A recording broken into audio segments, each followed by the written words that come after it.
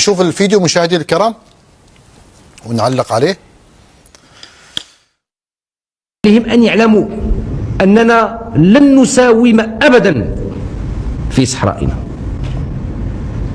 عليهم أن يعلموا أننا لن نتنازل بقيد أنملة، لأنه غتكون أكبر خيانة أننا نحن نتفاوضوا أو نتساوموا مع الناس، أو يمكننا نقلبوا على حلول اللي غير مشروعة، وولادنا ودياولنا تيموتوا في واحد الوقت اللي ما عارفينش بأنهم تيموتوا على والو.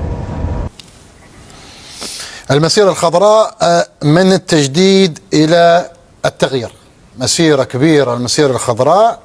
طبعا يوم تاريخي بالنسبة للمغاربة، كلام طبعا من والله الحكيم، يعني تكلم عن الحكيم الحسن الثاني طيب الله ثراه.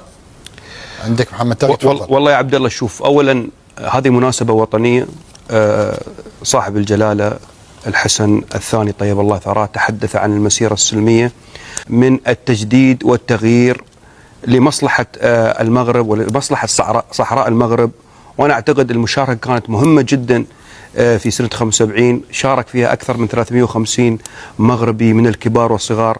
وشاءت الصدف أن تشارك دولة الإمارات برعاية سامية من الوالد طيب الله ثراه الشيخ زايد، حيث أرسل ابن سيدي صاحب السمو الشيخ محمد